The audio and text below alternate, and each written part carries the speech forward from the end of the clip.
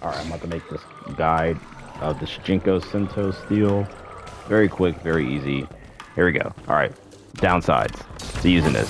Whole bar of camo meter. Also, 85 frames of recovery versus Kenshi's no resources and 60 frames of recovery. So basically, what does that mean? What does the recovery frames mean? It means that you can't move your main character for 85 frames, but you can still move the ghost out before then. Whereas Kenshi has 60 frames to do so, he can still move like way before you. So you have like 15 frames of recovery, 15 more frames of recovery than Kenshi does. But you still get the same benefits of doing the same attacks and sandwiching and doing pressure sequences. Something like this right here. So let's say I get them between me. I do something like this. And they can't do anything about it, except for armor. But, you know, that's the whole bar wasted just to get out of a pressure sequence that costs it no resources besides cameos.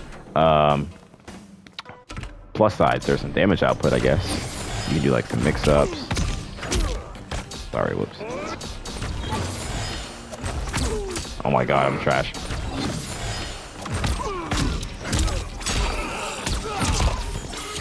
Oh my god, I'm trash.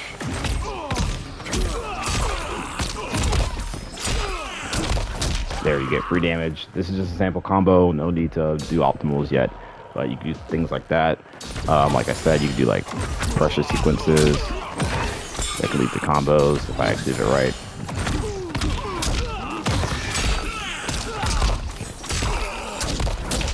Things like that.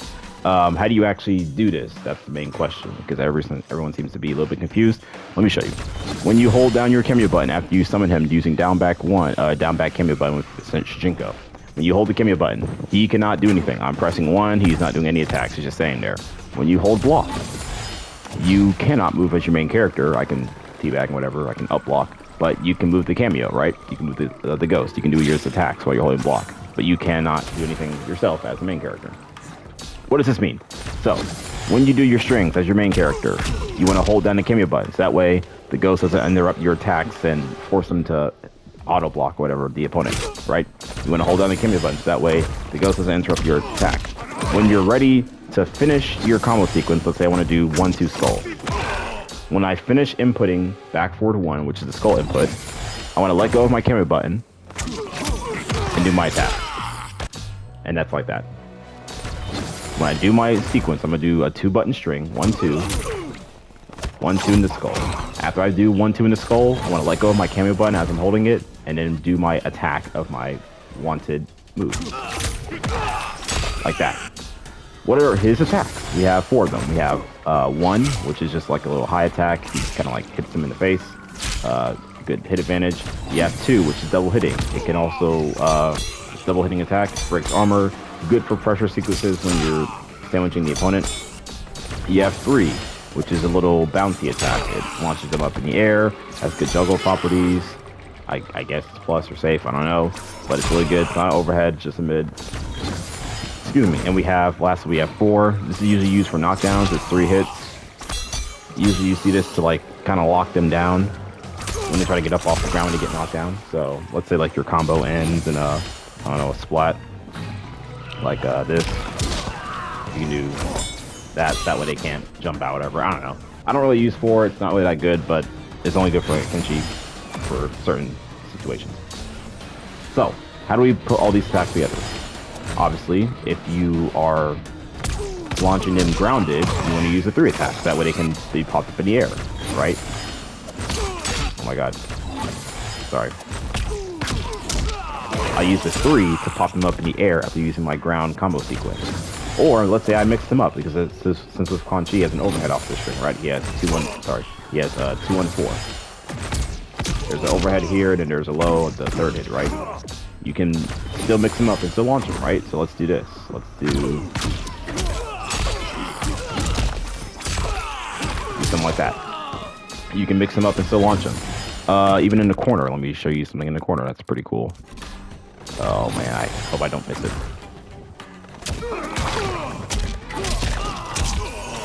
I missed it. Like that.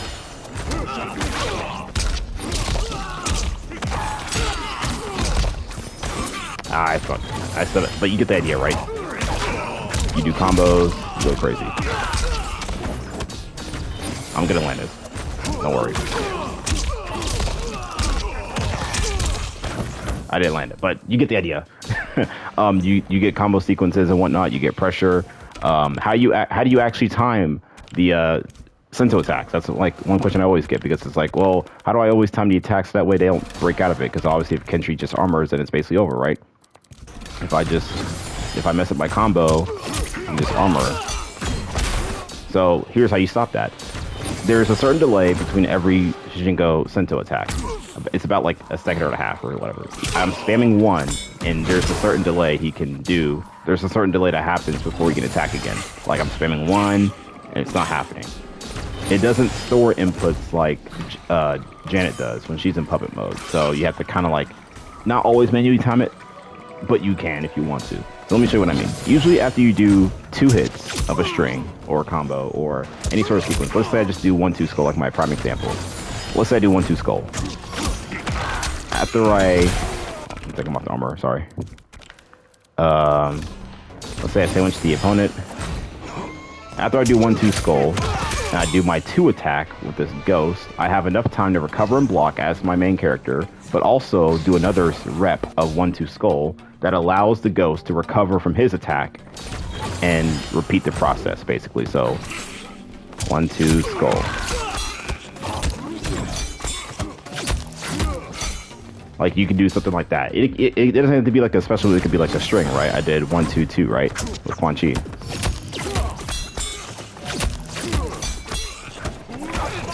You can do other strings too. It doesn't have to be like the same string you mix up too. Like watch this. I can do. Oh, I messed up there, but like he's on hit. But like I can do. I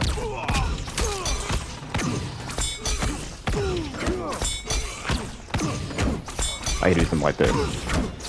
And I'm not even like holding the camera. I wasn't even holding the camera button right there. I was just using a string that times the recovery of my Sento attack to where I am always attacking while he's recovering, or he's attacking while I'm recovering. That's basically how it works. You want to make sure that whatever sequence you do, you are attacking, letting the ghost recover, or he's attacking while you recover. That's how you want to use it. That's why you see Kenshi players always do a 2-hit string. Sorry, I messed up. I'm nervous. They always do this.